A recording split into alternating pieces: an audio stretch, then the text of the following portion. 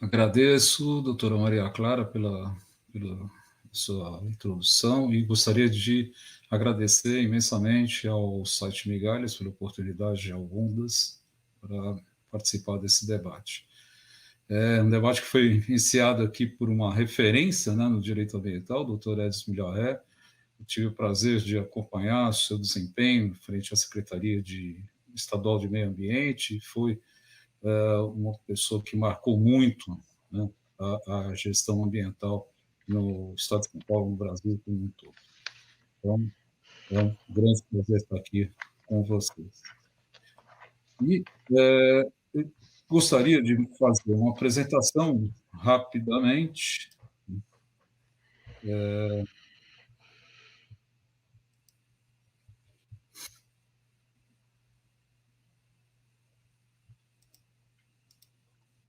Em nome do Ondas, creio que já está na tela de vocês,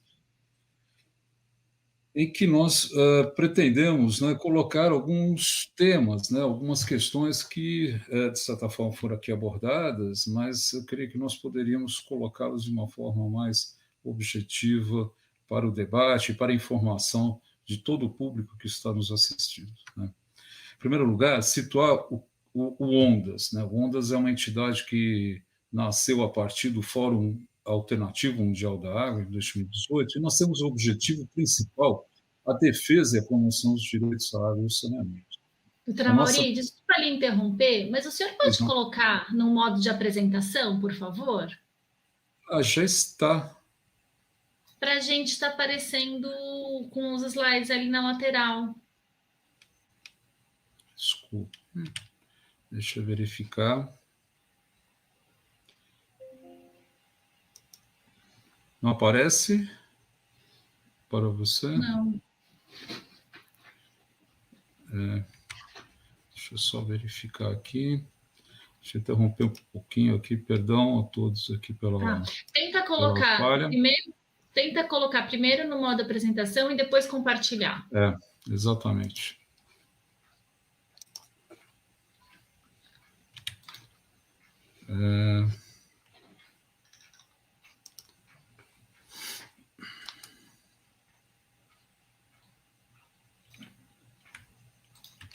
Ele não está acompanhando aqui.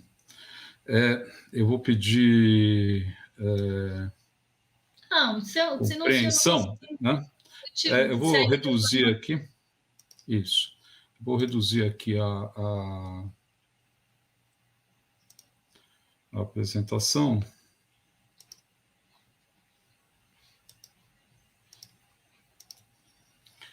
Fica um pouco mais aberta a tela, assim, certo?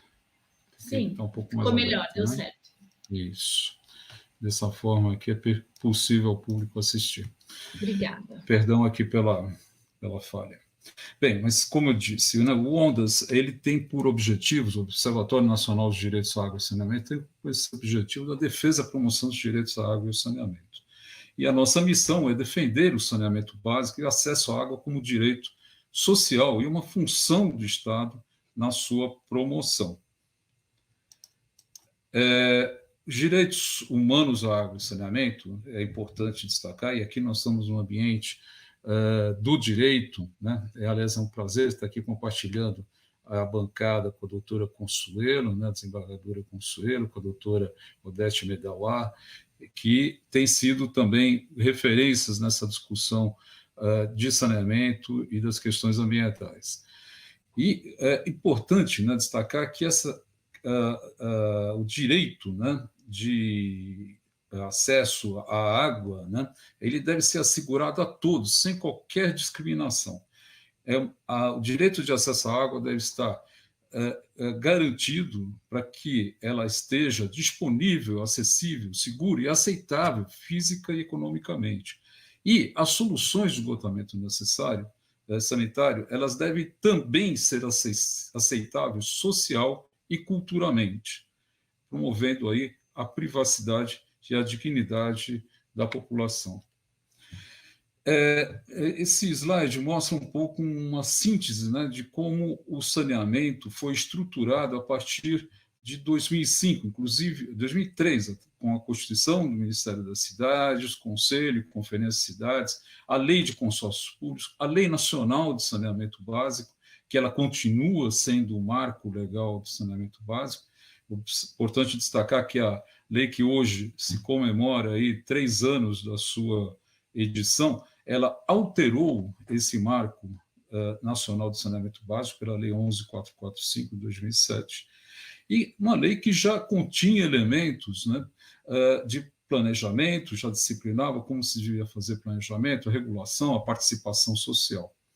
Também é importante destacar que no período de praticamente 20 anos, nós tivemos um investimento de mais de 350 bilhões de reais nesse período. E um marco também foi a elaboração do Plano Nacional de Saneamento, PlanSAB, em 2013, que foi revisado em 2019. Aqui é um gráfico aí, inclusive, que nós retiramos de um último estudo divulgado pela AESB, que também está aqui presente, representada pelo Sérgio Gonçalves, mostrando como foi a evolução dos investimentos em saneamento ao longo desses últimos 20 anos. Nós vemos que houve um salto expressivo a partir da realização de investimentos no PAC 1 e no PAC 2. Esse patamar elevado de investimentos se manteve durante um bom período. No entanto, nos últimos 3 anos, houve uma completa decadência, né, dos investimentos em saneamento em todo o país. E aqui é importante destacar algo que é relevante, extremamente relevante, quando se fala a respeito de números que nós temos hoje no saneamento. A população brasileira era, né, até algum tempo atrás, estimada em 213,3 milhões. E os dados do IBGE de 2022 mostram que essa população tem cerca de 10 milhões de pessoas a menos, cerca de 5% a menos. Então, os indicadores que estão colocados no IGNISE, que foram inclusive mostrados aqui pela Luana Preto, elas são números que exigem hoje uma completa repaginação, uma revisão completa desses indicadores, que não traduzem, evidentemente, a realidade que nós temos no país. A partir dessa informação, é importante destacar o seguinte, que nós temos hoje uma lei que foi editada em 2020, que estabeleceu como pontos fundamentais a proibição de contratos de programa, a obrigatoriedade da prestação de serviço regionalizado, houve um fortalecimento da regulação, inclusive atribuindo à Agência Nacional de Águas, a então Agência Nacional de Águas, as funções de elaboração de normativos para saneamento básico, introduziu a comprovação da capacidade econômica e financeira da prestação de serviço e estabeleceu as metas que foram colocadas aqui para se atingir a universalização. Primeiro, dizer o seguinte: para o Ondas, toda a população tem que ser atendida com água boa e segura e acessível. Toda a população deve ser atendida com sistemas adequados de coleta, tratamento de esgoto e destinação adequada dos esgotos. E sempre, né, a justificativa que foi colocada em todo esse processo para a elaboração dessa lei foi que nós temos uma tragédia nacional com 100 milhões de pessoas sem acesso a saneamento adequado e com 35 milhões sem acesso à água, né? E ainda mais destacando que as empresas estatais são ineficientes, né? Isso somente seria solucionado por meio da dominação da presença do capital privado na prestação de serviços de água e esgotos. Essas frases que estão entre aspas aqui, elas traduzem aquilo que foi utilizado efetivamente como justificativa até para o projeto de lei que estava em discussão no Congresso. Na verdade, né, até resgatando a fala aqui do nosso Alceu e da doutora Odete, fica claro que houve um objetivo de inviabilizar a atuação dos prestadores públicos de serviços de água e esgoto, substituindo-os por oligopólios de empresas privadas. Ou seja, dentro de um monopólio natural que nós temos no saneamento, não é possível, evidentemente, que a cada domicílio sejam ofertadas 2 redes de abastecimento de água, 2 redes de coleta de esgotos, se formam oligopólios a partir de, principalmente, 5 grandes conglomerados de empresas e fundos financeiros que hoje estão atuando no país. E aí, preciso, antes de dizer qual é essa dimensão de déficit de água e esgoto aqui no Brasil, é preciso entender a territorialização desse déficit. Né? O PlanSab mostra, né, que a falta de saneamento nos domicílios brasileiros é um problema de território. E aí, por quê? Porque nós temos uma enorme diversidade brasileira. E isso não pode ser solucionado de maneira homogênea, ou seja, pensar em se resolver saneamento somente com redes coletoras de esgoto e tratamentos convencionais é um erro muito grande quando se pensa em termos de saneamento. E o déficit está colocado claramente no PlanSab, inclusive na revisão de 2019, esse déficit se concentra em áreas rurais, nos assentamentos precários urbanos, como foi bem destacado pelo Alceu, e nos municípios de pequeno porte. Se considerarmos esses condicionantes de territorialidade, nós vemos que existem metas, né, mais factíveis e ações mais concretas. Né?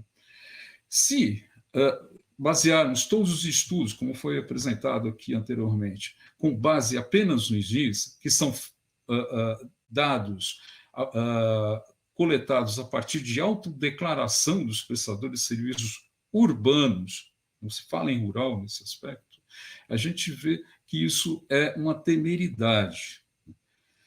Por isso, né, utilizar somente a base do SNIS para calcular demandas e ofertas de serviços leva a equívocos comprometedores no planejamento para se atingir a universalização em água e esgoto. Nesse sentido, primeiro, né, pensar em qual é o déficit em esgoto no Brasil. É confiável afirmar que 100 milhões de brasileiros não têm acesso a redes de coleta de esgotos? Nós vemos que a metodologia do PlanSab, né, assume que nem todas as moradias precisam de soluções de coleta, como redes, dentro de uma forma tradicional que se faz o atendimento, por exemplo, num bairro como Higienópolis, em São Paulo, ou como Leblon, no Rio de Janeiro. É preciso pensar na territorialidade. Nessa consideração, o PlanSab reduz o déficit para apenas 55 milhões de pessoas. E aí eu diria que nós teríamos que reduzir esse número talvez em 5%, considerando os dados do censo do IBGE. Desses 55 milhões de pessoas, 36% vivem em territórios rurais, em que não se pode utilizar, via de regra, essas soluções tradicionais. Se considerarmos os assentamentos informais urbanos, né, onde existe uma população de baixa renda, nós vemos que, predominantemente, onde estão situadas as pessoas pobres, pretas, e em domicílios que são chefiados por mulheres, a gente vê que as redes de coleta de esgoto são necessárias, mas elas são inviáveis se não forem considerados os contextos territoriais e as condições das próprias moradias. Tá? Não adianta levar saneamento se eu tenho problema dentro daquele assentamento precário em que é necessário fazer uma redução de riscos tanto por inundações quanto por deslizamento de encostas. É necessário, né, fazer uma adequada acessibilidade para que se faça a implantação de sistemas de esgotos. Não é possível fazer isso quando existe uma densidade muito elevada em que não é sequer possível passar uma rede condominial de tubulações para coleta de esgotos nesses locais. Então, o que é necessário? Haver uma integração forte com as políticas de habitação e de gestão de riscos para se trabalhar nos assentamentos precários de interesse social nas grandes cidades brasileiras. E quando se fala em déficit de água no Brasil, é verdade, né? É confiável afirmar que 35 milhões de pessoas não têm acesso a abastecimento de água? O que nós vemos é que o SNIS só considera a população servida por redes de abastecimento público. O PlanSab já indica aí que esse número seria de 11,4 milhões de pessoas, ou seja, 1/3 dos números têm sido veiculados. Então, é importante desmistificar esse discurso dos 100 milhões sem esgoto e dos 35 milhões sem água. Na verdade, nós estamos falando em números que são de 55 milhões sem esgoto e 11 milhões de pessoas sem acesso à água adequada. E observando que, no caso da água, 65% das pessoas estão em áreas rurais. Nos municípios de pequeno porte, né, eles não comportam, né, uma gestão de prestação de serviço de saneamento tão complexo como aqueles prestados em cidades maiores. Mas o que a gente vê é que não se pode utilizar soluções convencionais de coleta e tratamento, né, em todos esses municípios. Bem, o que eu gostaria aqui nesse slide de colocar é que, primeiro, né, se pensarmos no déficit de água e esgoto no Brasil, os territórios rurais são diversos e são esquecidos. A Lei 14.026, de 2020, não considerou em nenhum momento o saneamento rural. A população rural, no entanto, entra na conta do déficit, mas não da conta do atendimento. Quando se fala em 99% da população atendida com abastecimento de água, se fala na população urbana. E aqui, só para mostrar, né, um extrato aqui extraído, né, do Plano Nacional de Saneamento Rural, que foi concluído em 2019 e que foi engavetado nos últimos anos, que agora parece que existem sinais de ser implementado, nós temos inúmeras diversidades que são mostradas nessas figuras aqui. Temos o abastecimento através de cisternas, que não é considerado nesses números aí que foram aqui mostrados.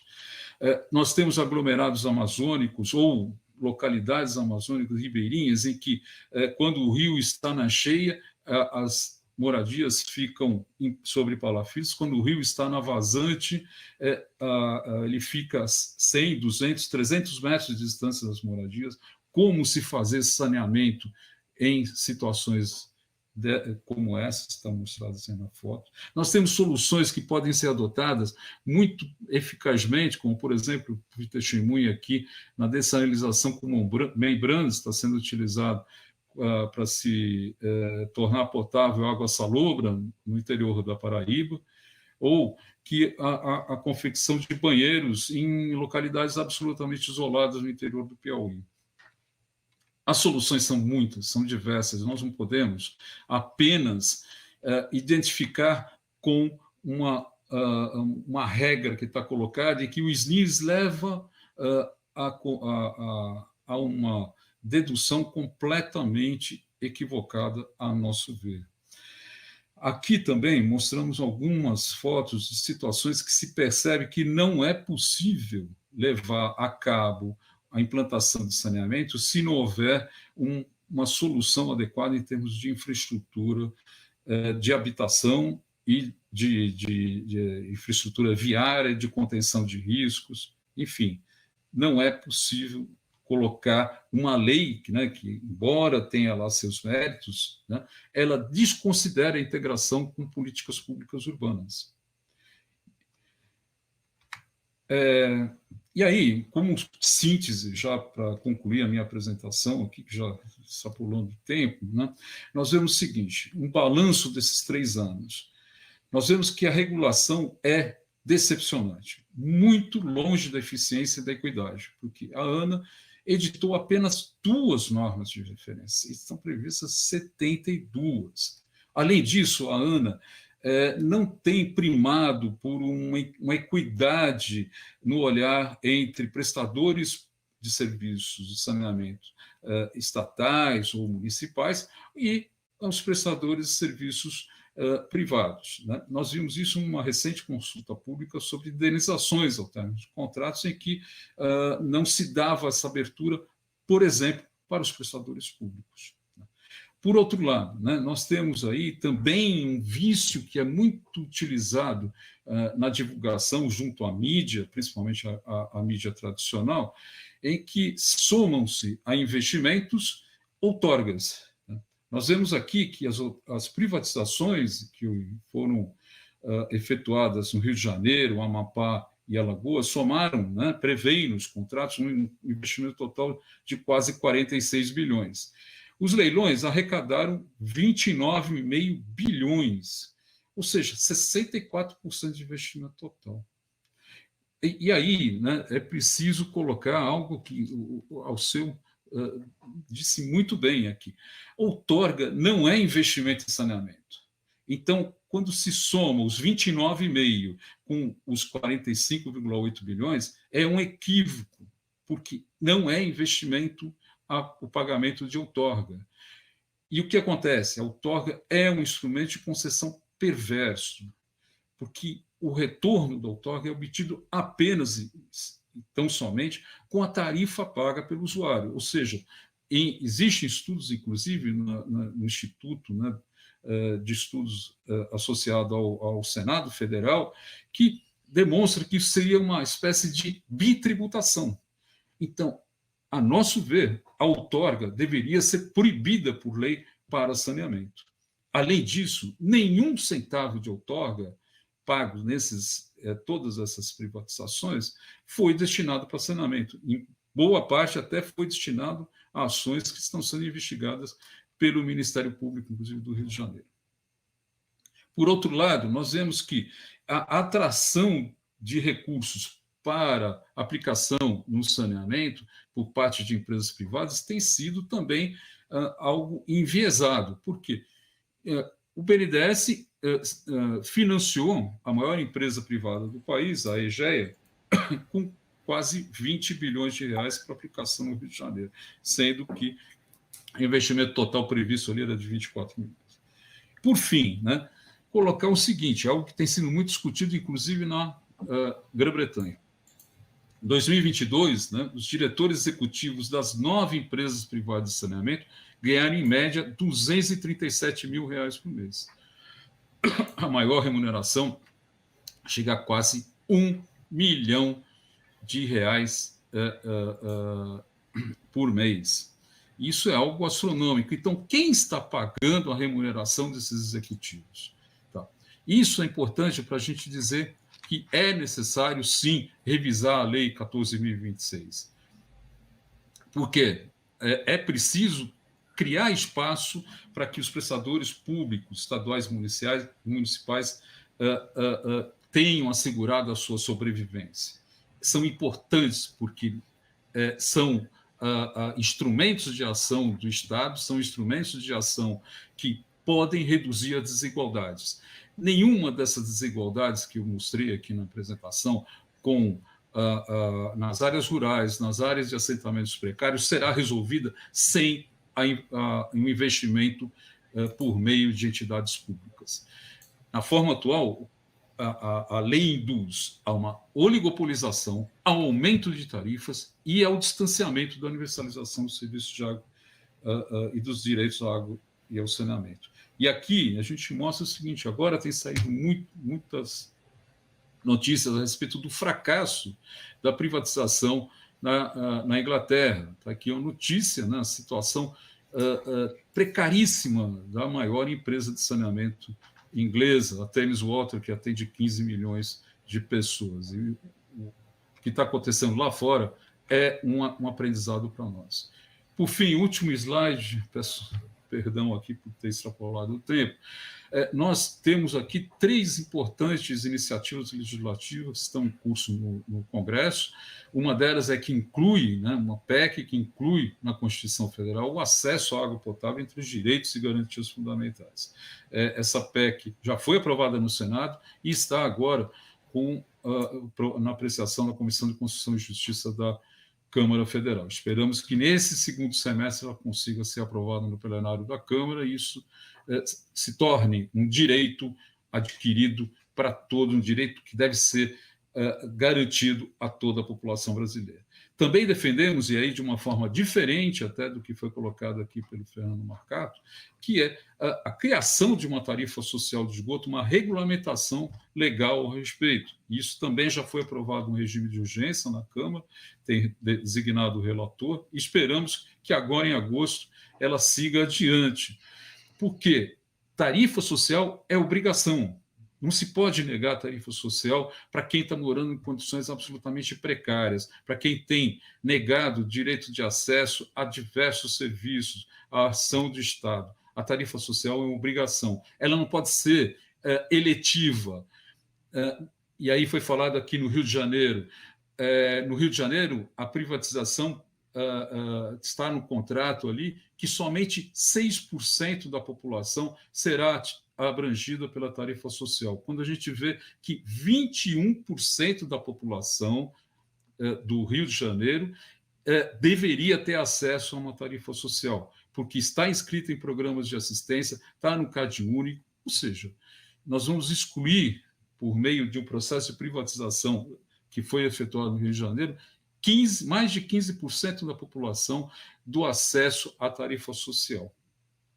E, por fim, o PL 1922, 2022, que altera a lei para, inclusive, colocar obrigatoriedade de atendimento do saneamento rural. Hoje, o saneamento rural está esquecido, né? E as pessoas que vivem no meio rural devem ter direito a acesso à água e saneamento adequados. Não pode ser negado a isso a elas. Elas não podem entrar somente na estatística de números grandiosos e depois serem relegadas a segundo plano na implantação de políticas públicas de saneamento. Agradeço aí, peço desculpas pelo excesso aqui de uso do tempo, mas acredito que é um debate importante se fazer e que nós, do Ondas, estamos sempre à disposição para fazer um bom debate, um debate equilibrado, em que se ouçam todas as partes envolvidas.